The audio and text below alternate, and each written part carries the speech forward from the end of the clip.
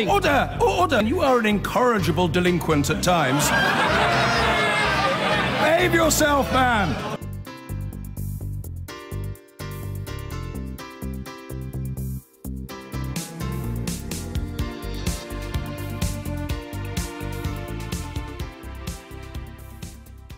The author of a book about Donald Trump has called the president a moron and an idiot. Michael Wolff said the president's fitness for office is questioned by everyone around him. He was responding to Mr. Trump's claim that his book was full of lies.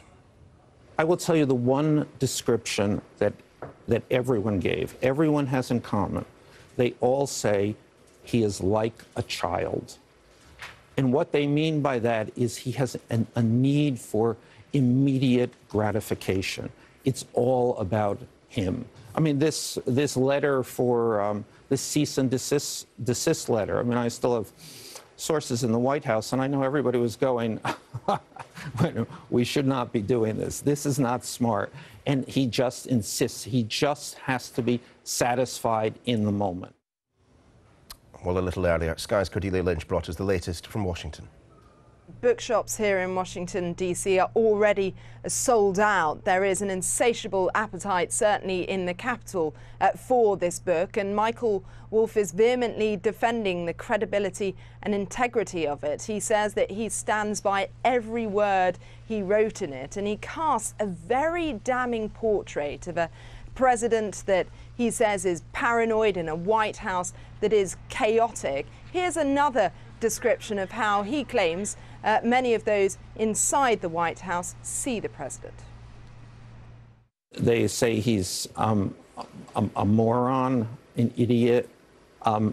Actually, there's a competition to sort of get to the bottom line here of who this man is. Let's remember, this man does not read, does not listen.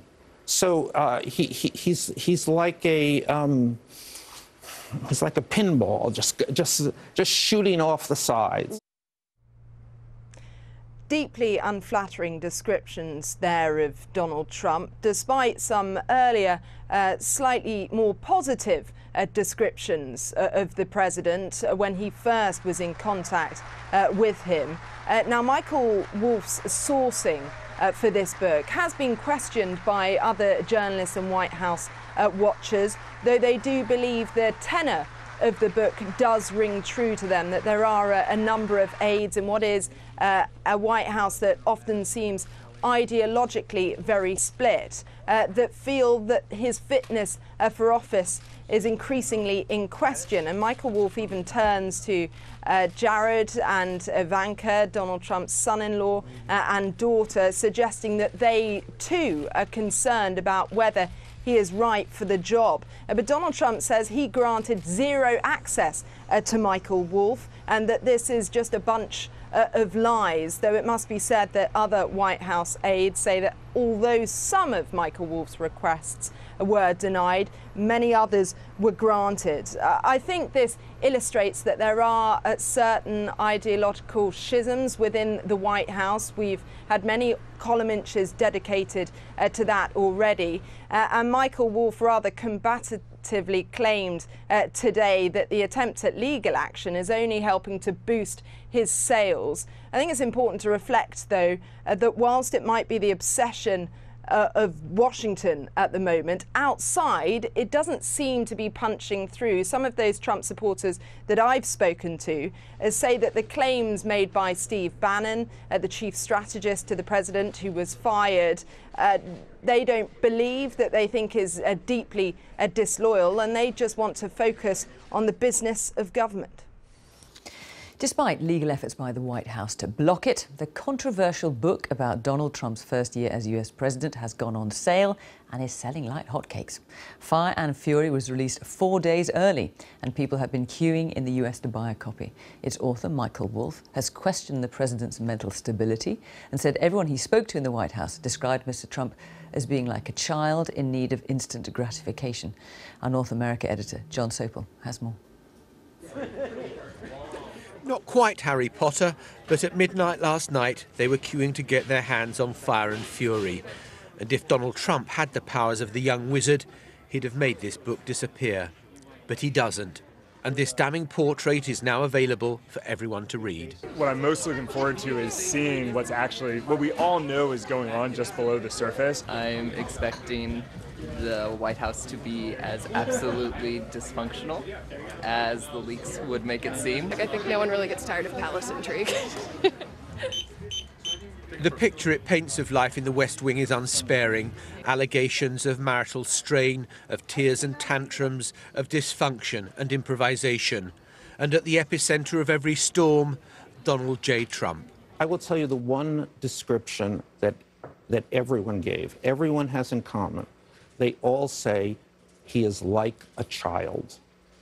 And what they mean by that is he has a need for immediate gratification. It's all about him. And the gravest charge of all, Wolf alleges that a number of his unnamed sources told him the president was mentally unfit to remain in office, a charge that brought this response from the president's spokeswoman. It's disgraceful and laughable. If he was unfit, he probably wouldn't be sitting there and wouldn't have defeated the most qualified group of candidates the Republican Party has ever seen. The president has been on Twitter to rubbish the book, saying, "I authorise zero access to White House," actually turned him down many times for author of phony book. "I never spoke to him for book. Full of lies, misrepresentations and sources that don't exist." But that's not how Michael Wolff remembers it. I absolutely spoke to the president. Whether he realized it was an interview or not, I don't know, but it certainly was not off the record. The author says he stands by every word, although with anonymous sources it's hard to fact check. The most remarkable thing about this is, given Michael Wolff's track record, why White House staff gave him access to the inner sanctum of the West Wing for months on end as virtually a semi-resident. The author was asked this morning what he had to say about the threatening legal letter the president's lawyers had sent. His reply, "Where do I send the box of chocolates?" John Sopel, BBC News, Washington. Well, just a handful of excerpts from Fire and Fury enraged the US president so much that he threatened legal action. But now Michael Wolff's entire book is out, published 4 days early, and it's just as damning of Trump's White House as the administration must have feared. The author claims Trump's entire staff think he is like a child. And this morning he described the president as the person who has less credibility than perhaps anyone who's ever walked on Earth. Porrick O'Brien joins us live from Washington. Porrick. Well, Krish, any minute now, the president will take off on Marine One from the White House for a weekend's break in Camp David. And what a week it has been. Remember, just the day before yesterday, we were standing here talking about Trump comparing the size of his nuclear button to Kim Jong-un's. Yesterday and today, we're talking about this book, The Fire and the Fury, which raises questions over the president's state of mind. Questions in part articulated by his ex-chief strategist, Steve Bannon. And Steve Bannon is important. Remember, for Trump supporters, this man is a rock star, basically. So one of the interesting questions to ask is, in this messy divorce between Trump and Bannon, who will get custody over that support base? And as polling comes out over the coming weeks and months, we'll get a clearer idea of that. But let's take a step back for a moment. The temptation is to get sort of lost in the drama of this, in the parlour game-esque nature of it all. But remember, this is the 45th presidency of the United States of America. This is the administration that bolsters the leader of the free world. Thus concludes my thought for the day. In the meantime, here's our latest trip to the circus. Are you standing comfortably in the queue for Fire and Fury? Then, despite Trump trying to stop its release, Michael Wolff, its author, will begin. This man does not read, does not listen. On Trump's state of mind. I will quote Steve Bannon, he's lost it. On his ability to concentrate. They all say he is like a child. On Trump questioning his credibility. My credibility is being questioned by a man who has less credibility than perhaps anyone who has ever walked on Earth at this point. The president has described the book as phony. The author is standing by it. Few dispute that the narrative has gone nuclear. August last year, Charlottesville. A would-be Nazi has driven into a group of counter-protesters. A young woman is dead. The president condemned it, but then this. I think there's blame on both sides, and I have no doubt about it, and you don't have any doubt about it either.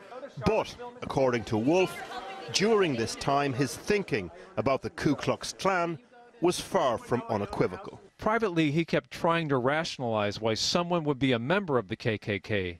That is, they might not actually believe what the KKK believed, and the KKK probably does not believe what it used to believe. And anyway, who really knows what the KKK believes now? According to the book, Steve Bannon's reaction to the controversy referenced the amendment whereby a president can be removed if he's unfit for office. The debate, as Bannon put it, was not about whether the president's situation was bad, but whether it was 25th Amendment bad. The president tweeted last night, said he'd authorized zero access for Wolf, even though the author had been more or less a permanent fixture in the White House for months. Trump goes on to say the book is phony, full of lies and misrepresentations, and coins a new nickname for Steve Bannon, Sloppy Steve. Did Steve Bannon betray you, Mr. The President? overarching theme of the book, though, is President Trump's state of mind. It's prompted these sorts of questions about the president's physical fitness tests next week. Next week, when he goes to his physical, are there mental acuity tests that go along with that? What's the president's reaction to the growing number of suggestions that he's mentally unfit to serve as president? And these sorts of answers. That it's disgraceful and laughable. If he was unfit, he probably wouldn't be sitting there. Despite the furore, a quick glance across the nation's front pages suggests the story is moving elsewhere. The White House wants elsewhere to be record rates of employment and immigration reform. The New York Times has another story that may end up being part of the defining one for the new year. The New York Times is reporting today that Trump instructed the White House's top lawyer to try to stop Jeff Sessions, the Attorney General, from recusing himself from the investigation into whether Trump associates tried to help the Russians disrupt the 2016 election. Now, if that reporting is accurate, what that means is Trump wanted his own man, Sessions, at the heart of that investigation in order to protect him. Which begs the question, to protect him from what? Now, that information will not go down well in the building behind me, because this is where Robert Mueller works.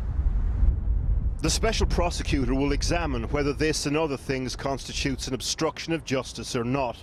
The week started with comparing nuclear button size, ended with questions about the president's state of mind. Welcome to week one in Trump's America 2018. Well, we're joined now from Boca Raton in Florida by Christopher Ruddy, head of the conservative Newsmax media and a friend of Donald Trump. I mean, just tell us, how much of a friend of Donald Trump are you? I mean, how often do you talk to him? Well, we talk often, I think. I saw him over the Christmas holidays down here in Florida, probably every other day over a 10-day period. We had numerous conversations and interactions. So we see each other and talk fairly regularly. And have you ever wondered whether he is all there? Absolutely not. I think he is fit for office, and I think he's done an amazing job with a tremendous amount of challenges this year. People should remember that this is the first man who's the first non-politician, non-general in the history of the country to become president. He was a business guy. He had very few political advisors that he knew of. When he went to Washington, he put people that were close to him or familiar and have worked on the campaign. Normally, presidents don't do that. They bring in like Steve Bannon? People that are political. Like Steve Bannon, perfect example. So, I mean, that was a massive Steve is a guy error of judgment, wasn't it? Well, I think that when you're the president and you're elected and you're a citizen politician, you don't have the political depth, so you start pulling people that you know that you're around with. He only had 2 months dealing with Steve. Steve only worked for his campaign for 2 months. Steve was not even a famous person in America until he started working for Donald Trump. You know, Steve keeps saying the president's mentally unfit. The truth is, when Steve was fired from the White House, he called the New York Times and told them that the Trump presidency was over. Why was it over? Because Steve Bannon, an aide to the president, had left the White House. Totally delusional. And the president just passed the largest tax cut in American history. We have record unemployment. Consumer business confidence is at record levels. I think support for the military is tremendous in this country. There's a tremendous amount of accomplishments that the president doesn't get any credit for. Unfortunately, all of these sideshows, you know, claiming that he's mentally unfit and things like that. I can assure you I've talked to him quite a bit. I mean, the thing is that, you know, you talk about delusional. I mean, you have to ask who was delusional when it was Trump who surrounded himself with people like Steve Bannon and General Flynn. Well, I think I just gave you a really good answer, that he was new and he was pulling people that So he didn't know what he was had good doing. resumes. Steve Bannon had... Well, look, if you look back in many administrations in this country, we don't have the same form of government in Britain where you have a permanent civil service to the same degree and the ministers come in and out. So the president comes in, he has to appoint the whole government, 4,000 to 5,000 people. It's an enormous job, and even more so if you don't have the political background. I think the people in the country are giving the president a lot more slack, and recently his poll numbers have gone up about 10%. I think it's a very good sign. But look, you know, this president, I'm not saying I agree with everything he says and does. I think the tweets are overdone. I think he should have a review process. I think attacking his critics the way he does, he should pull back. It's great for Michael Wolff, isn't it? But I don't think that means he's crazy. I mean, he's selling books like nobody's business. Yeah, well, that's another mistake, but Michael's cashing in big time. You know, he's a wolf in wolf's clothing. He's a very tough journalist that goes after conservatives. He says 100% of the people he talked to at the White House think the president's unfit. I mean, this is just absurd on its face. And you have people like General Mattis, General Kelly, General McMaster. Nobody's saying anything like this. No member of the cabinet is saying anything like this. So when you see this, you have to wonder, well, what's the political agenda behind it? And there is. They don't like the election result. But what if Bannon is right about the meeting between Trump Jr. and the Russians? That's the really serious question here, isn't it? You know, what if he's right that it was treasonous? He claimed that the meeting, he claimed it was treasonous. He also claimed the Trump family were money launderers. You know, it's interesting. Why would somebody want to work so desperately for Donald Trump and his family for so long, but you think they're engaging in treason and money laundering? It doesn't make sense either. You know, there was nothing treasonous about that meeting. They said they had some information on Hillary. He said, we'll take a meeting. There was apparently no information really passed. I think most political campaigns would have taken the meeting, maybe not under those same circumstances. Bannon himself says he would have taken the meeting but had a lawyer do it for him, and then he would have published all of their dirt and information on Breitbart. I mean, you know, what a hypocrite. So when you peel the onion on all of these things, you realize there's another side to the story. And I hope the people in Britain, I know there's not a lot of love for Donald Trump over there. I can tell you he has a very high regard for the British people. His mother comes from Scotland. I've talked to him about his feelings about the British people. And so I think there'll be a positive future here. We just need to go through this period. Christopher Ruddy, thank you very much indeed. Thank you. It might already rank as the publishing phenomenon of the year. Fire and Fury flew off the bookshelves today, a red-hot version of life inside the White House that seemingly everyone wants to read. It was released ahead of schedule, apparently to head off any possible legal action to block it. And its author, Michael Wolff, has been basking in the limelight, recounting how Trump's aides had all likened their boss to a child who needs immediate gratification. Well, unsurprisingly, President Trump launched a fierce counter-attack on Twitter, calling the book phony and full of lies. His White House staff dismissed it as trashy tabloid fiction. So what then does all the sound and fury signify? Besieged for a year by his critics and now ridiculed in a new book as a semi-literate, childlike figure, the president did not directly respond, but reverted instead to his most famous slogan. We're making America great again. Thank you. Thank you very much. Should Steve Bannon be fired? But as he left Washington for Camp David, the scene at the Capitol's bookshops told the story of how this devastating account of the Trump White House is now dominating the national conversation. Copies have quickly sold out. Attempts by the White House to block the book's publication have clearly backfired. Telling people not to do something is going to make them do it. We live in America, man. We want to do whatever we want to do. There is no issue too small for them to lie about. So for them to say that this is full of lies, you pretty much flip it to get closer to the truth. The president lashes out against a controversial new book about his administration. Michael Wolff is today standing by his book, in fact claiming that presidential aides are themselves stunned by what they confront. I will tell you the one description that everyone gave, everyone has in common. They all say he is like a child. And what they mean by that is he has a need for immediate gratification. It's all about him. This man does not read, does not listen.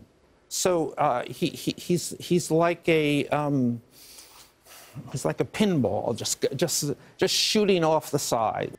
But overnight, the president did fire back on his favorite platform, tweeting, "I authorized zero access to White House. Actually turned him down many times for author of phony book. I never spoke to him for book. Full of lies, misrepresentations, and sources that don't exist. Look at this guy's past and watch what happens to him and Sloppy Steve." To that, Wolff had this response. My credibility is being questioned by a man who has less credibility than perhaps anyone who has ever walked on Earth at this point. The book is certainly a damaging portrait of the president's character and intellect.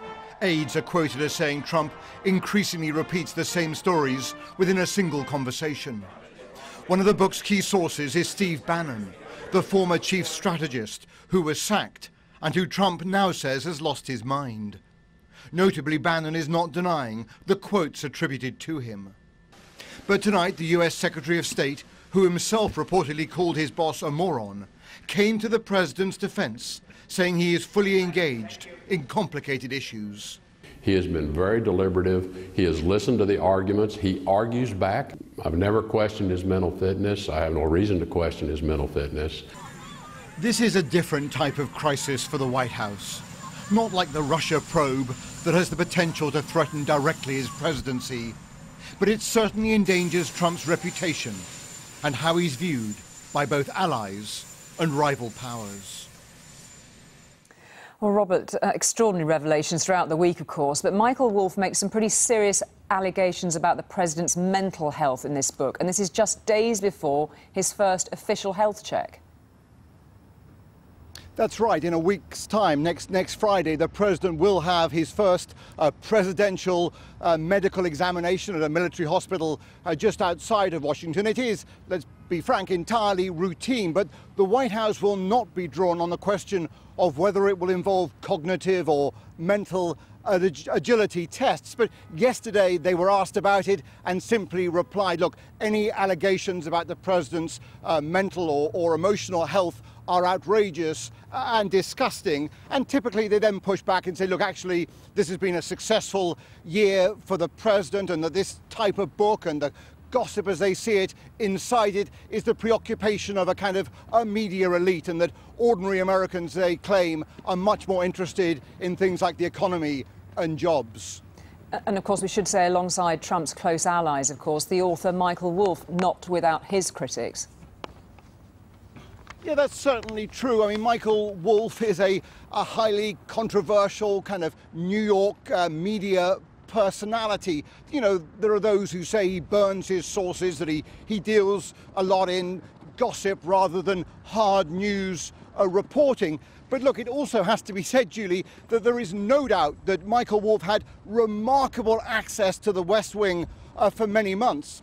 He had access in particular to Steve Bannon, but he also has recordings of those interviews. And in fact, at the moment, there are major recriminations within the White House about how he got such extensive access for so long.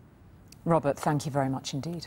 The events I've described in these pages, writes Michael Wolff in Fire and Fury, are based on conversations that took place over 18 months with the president and most members of his senior staff, some of whom talked to me dozens of times. The rest of the book is explosive. He describes a president who behaves sometimes like a child, sometimes like an emperor, neurotic, scared, phobic and scorned by his own aides.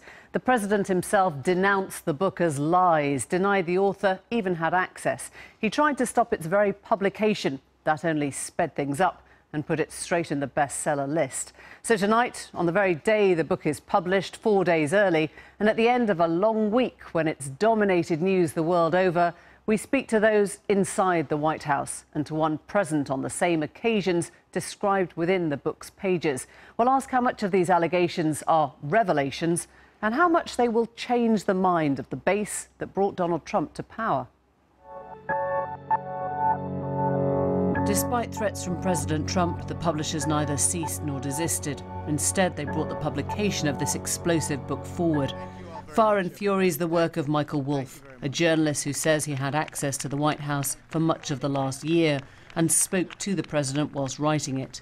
Trump's dismissed it as lies, says he never allowed the access. Others have also questioned the accuracy of the detail in the book. But the president is clearly spooked by the allegations within it. I absolutely spoke to the president. Whether he realized it was an interview or not, I don't know, but it certainly was not off the record. It paints a White House in chaos, a paranoid president who was horrified to actually win, and a host of aides and advisors who scorned his abilities. The big questions it raises are existential. Was it treasonous of Trump's son to meet with Russian officials during the campaign? Is the president of sound mind to run America? But it's the details that will stop readers in their tracks. Accounts of Donald Trump's phobias, his fast food addiction, his viewing habits, as well as his relations with his wife, his daughter, his own hair, and his early bedtime. The book's already claimed its first scalp. An almighty row's broken out between the president and his former White House strategist Steve Bannon, whose comments first appeared in the book. Both have threatened to sue the other. Bannon's found himself cut out of big donor funding since it appeared. Big question is who's going to get this pen? I don't know. It raises the spectre of an open secret shared by many. Do those who worked for, with and around Donald Trump recognise this same world Wolff describes? A White House with no plan, a leader with no strategy, an impulsive, peaked president who acts upon his instincts time and again with no interest in third-party views? Or has the writer hyper-fictionalised the world Trump's critics were simply dying to see? But the bigger question, the fundamental one perhaps, is this. Will any of what's written in these pages change Trump's power or the way those who voted for him see him now? If the answer is no, then Fire and Fury may just be sound and fury, ultimately signifying nothing. Joining me now, Dr. Sebastian Gorka, who was Deputy Assistant to Donald Trump and knows the White House well. And Dr. Gorka, I know in your previous Newsnight encounters, we have spent a lot of time analysing whether Newsnight itself is fake news, etc. So just for the sake of our viewers and for the sake of moving the story on, why don't we agree to recognise that that's how you view things, and this time just shed a little bit more light on how you see operations in the White House. It's very good of you to join us. Was there anything in the coverage of Michael Wolff's book that struck a chord with you, that you recognised? Nothing at all, especially if you look at the basic facts he gets completely wrong. In the excerpts that have already been published, he can't even get right whether the president knew John Boehner. He says on the day that he became president, he'd never heard of the Speaker of the House, John Boehner, when any child can go on Google and put in the name Donald Trump and John Boehner and find photographs of those two men golfing with each other 2 years ago. If you look at the book, I haven't spent money on it, but the introduction, page 10, Michael Wolff states he cannot verify any of the information he's providing in the book, and as such, it's a work of fiction. I'm looking at that now. What he actually says is many of the accounts of what has happened are in conflict with one another, many in Trumpian fashion, baldly untrue. It sounds as if he heard a lot of conflicting accounts, he wrote them up, he let readers decide what to think, and the accounts that came from multiple sources he wrote up as factual. That is what journalists do. No, it's not what journalists do. Journalists verify their sources. If you ran a story that was conflictual and just said, I'm going to allow the BBC viewers to decide which version is reality, you'd be warned or you'd be fired. A journalist has to have at least 2 verified sources for every story. Michael Wolff is a charlatan and he's a liar, and his introduction tells you as much. And yet, curiously, he paints a picture that a lot of other commentators have also recognised. He paints, for example, a picture of a president who sounds like he's slightly lost his mind, who behaves in an impetuous, erratic, a childlike way. Do you recognise that at all in the president? He repeats the calumny of all the febrile left-wing, Trump derangement syndrome suffering progressives out there, and so I don't recognise any of it. OK, so you don't recognise, for example... I actually worked in the White House, OK? I'm not a political hack who came in to write a book to make a lot of money and to please the elite that failed both nations that we're talking about, whether it's the UK or the United States. Donald Trump won in the same reason, on the basis of the same facts, that Brexit won in the UK and wasn't predicted by the elite. So, look, this is a joke. OK, as an insider, just paint a picture for us of what you know to be true then. For example, I think we're told, you know, some of the observations in the book say most days Trump preferred to be in bed at 6:30 p.m, watching his televisions, eating cheeseburgers, making calls to friends in confidence. That's wrong. It's such garbage. What I mean, time literally does he go to bed? Garbage. Just give us a sense then. This is a man who sleeps less than 2.5 hours a day. OK, that's the fact. When he's tweeting at 4 a.m., nobody's tweeting for him. That's the President of the United States. Let's just forget the palace intrigue, Emily. Forget the palace intrigue. Look at the last 11 months. What has this president done? He's revitalized NATO. We've had the 71st record-breaking stock market rally, a 78% drop in illegal immigration across the southern border.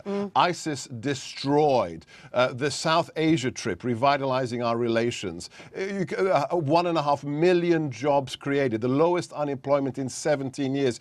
Judge the president on the facts on the ground, not on delusional people who want to sell books. Just help us, though, with some of the details, because it is fascinating. People will read it. For example, Trump's rules: no one touched his toothbrush. He liked McDonald's because it was pre-made and he knew he couldn't be poisoned. Are you serious? Is that news? Somebody's tooth-brushing habits? Just I mean, tell us that you know that's not true. Let's be serious. Is none of that true? I'm not going to waste the viewers' time with this rubbish. OK, so it might be true. Let's talk about your toothbrushing. How do you brush your teeth? That's news, right? The interesting thing is, it's the details. Do you use floss? Emily, do you floss? It's the details, isn't it, that allow people to know whether the rest of it is true. Let me quote to you something about Sean Spicer repeating the daily mantra, "You can't make this, excuse me, shit up." Or Kellyanne Conway, who, according to Wolff, mimed putting a finger gun to her head when she privately quoted the president. Why would you make up gestures or make up words? Could they be true? In one of his recent books, 13 people demanded that he retract the quotes that he attributed to them because they were fictional, they were made up. His book is the equivalent of Harry Potter. He's never been told to issue a correction. I have no idea what he's been told because I couldn't care less. I couldn't care less whether people have demanded retractions. He's a hack. OK, well, let's move away from the charlatan, as you call him, from the book itself. Please. Even the quotes that Trump has put directly to the public through Twitter, for example, in the last week, taking credit for airline safety in the US for the last 7 years, or asking, I think last week, for good old global warming, his words, boasting about the size of his nuclear button. It's that kind of language, isn't it, that makes it really easy for people to believe what they're now reading.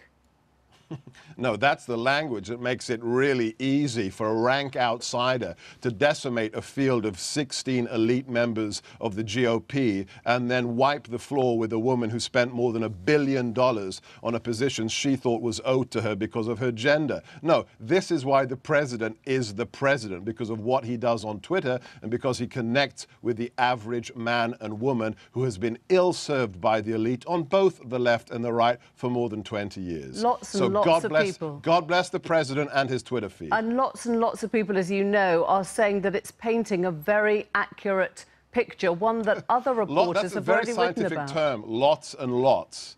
No, show me the statistics. Well, lots and lots of people at the BBC or CNN, irrelevant. What about Janice Min? We're speaking to her in a moment. She was at the table. She was at the Roger Ailes Bannon dinner. She's verified pretty much everything she read in that book. Let her talk for herself. Thank you very much, Dr. Gorka. Thank you. And so we will. Sebastian Gorka was speaking to me a little earlier. Michael Wolff said today that he stands by everything reported in the book. We asked him for an interview. He wasn't available today. But Janice Min, who you just heard about, is part owner of The Hollywood Reporter and was invited to the dinner party attended by Steve Bannon and Roger Ailes that is recounted clearly in the book. And she joins me now from LA. Janice Min, thanks very much for joining us. Just tell us what went on that night. You were one of a very small select group, just 6 guests at that dinner with Roger Ailes, Steve Bannon. It's recounted in the book. What do you remember of it? I remember almost every detail. This was a small party, as you said, of 6 guests. It was at Michael Wolff's house. And, you know, listening to Dr. Gorka before, I think the position from Trump loyalists is that Michael Wolff is an outsider. It's just, from my experience with Michael, I don't see that. He was such an intimate and so warmly received by Steve Bannon and Roger Ailes, and also Roger Ailes' wife, and had such a level of trust and intimacy with them that the conversation we had that night was stunning. It was the things from start to finish. It went for 5 hours that he said. They poured their hearts out about the Republican Party here, who they were going to put in the cabinet. Roger Ailes offered to coach candidates who are putting forth to be cabinet members in their congressional testimony. They talked about Rudy Giuliani, who wanted to be the Secretary of State and was disappointed he hadn't gotten the position. Steve Bannon said they really owed Rudy something because Rudy had come out forcefully. He went out and spoke on the Sunday morning shows here in the United States when no one else would after the Access Hollywood tapes. They owed him something, and Roger Ailes was very Roger Ailes, and he said, you know what you do? Just let him be photographed walking once or twice out of Air Force One, the president's plane, and he'll be fine. I mean, so after that, just detail after detail, where they spoke so comfortably and openly in front of Michael. To any way characterize him, you can try to dispute the facts, which I think is not. But you cannot dispute the relationship he had with people in the White House. Janice, let me just ask you, at that dinner, did it seem as if Steve Bannon was in the driving point? This was just 2 months after the election. You had the Fox News executive, Roger Ailes.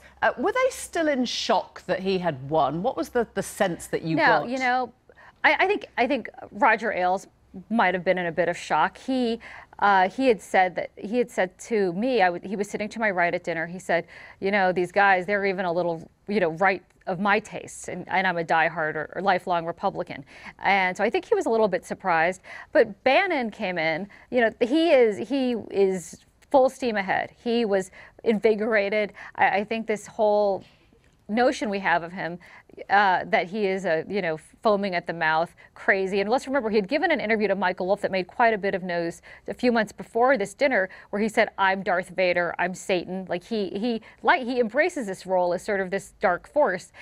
He came in, was in a great mood, immediately sat down. I think one of the first things he said was, you know, we're going to move the embassy to Jerusalem in Israel, and they had a discussion about that. Then they started ticking off cabinet appointments, Supreme Court appointments. I mean, he was.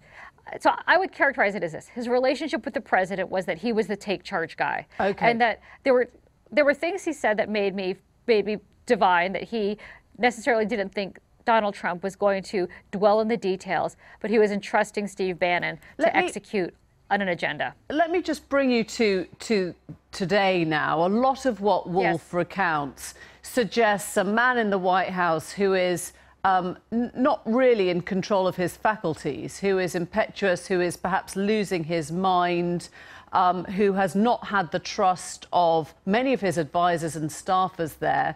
Is that something that you see and recognise, or is this Wolff going too far, just writing down conversations without verification, as Sebastian Gorka just said? I think, let's remember, Michael Wolff, for starters, if I know Sarah Huckabee Sanders got up there and said they didn't know he was in there, he wasn't allowed. Whatever the actual scenario was, that the fact that let's say Donald Trump really didn't know, which I don't believe, that there was a reporter sitting in the West Wing for weeks and weeks and weeks without his knowledge. What does it say about the organization of the White House or of its press team? So I don't think there's any good answer that anyone can come up with why Michael Wolff was in there, except that he was allowed to be in there, which is now, in hindsight, embarrassing. Just one last thought to you then.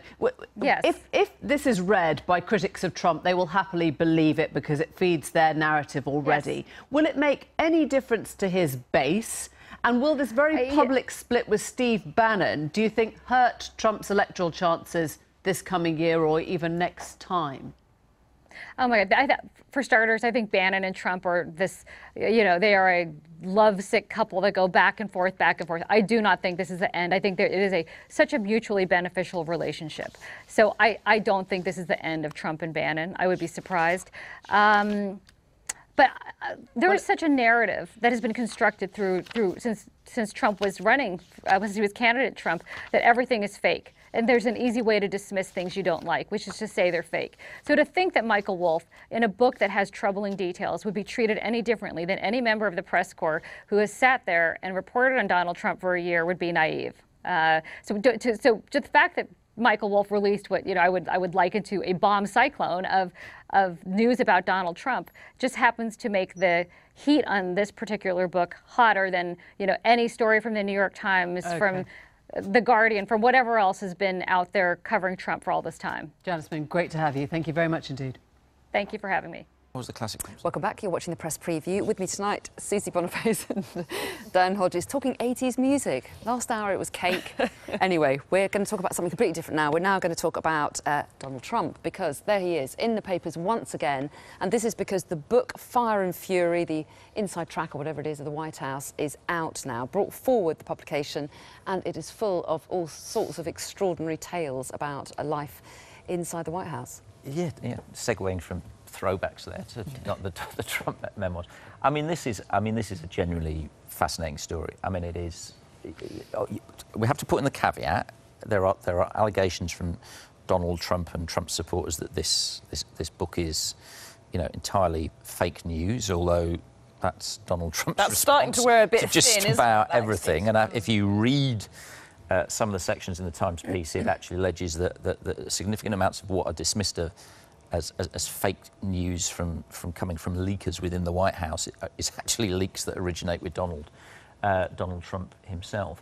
But I mean, it's blown the lid off what is it? Well, no, that's an interesting point. I mean, blown the lid off anything? I think to an extent it has, but it's kind of crystallised in one place the dysfunctionality of the White House, and I think in a practical political sense.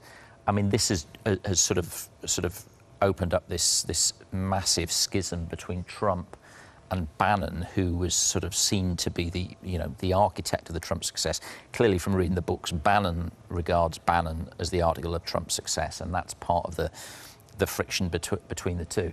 And I've got to be honest, when you have a collapse of the inner circle and the sort of the various courtiers in this way, it's very, very difficult to put it all back together again.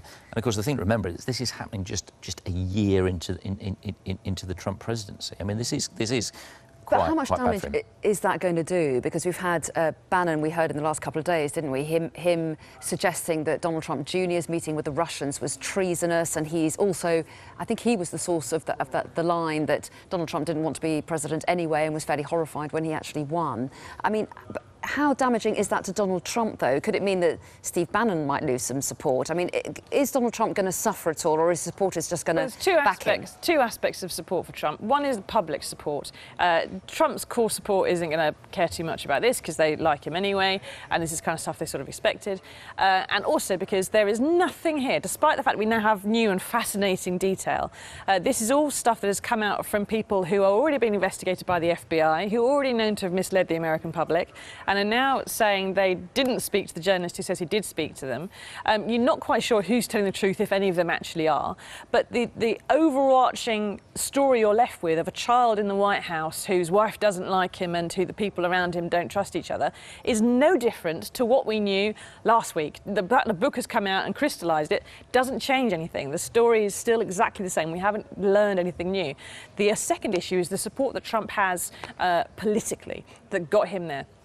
And the thing is that Bannon and the people around him, all the other aides, they all represent a different faction of American society. There's the Republican Party, there's the alt-right, there's the white supremacists, there's the gun lobby, and all those people came around him to get him into the White House.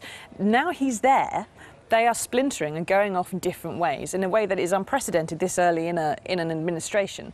But because there is no central core ideology, no Trumpism to hold them all together, they're not sticking together, there's no loyalty, they have nothing to adhere to, and Trump's turning on them all himself. I think there's just one other quick aspect is, if this process was if this was in isolation, it would be bad, but not necessarily terminal. The problem for Trump is this is in parallel to what is now a legal process that is taking place, and effectively a legal investigation into his administration.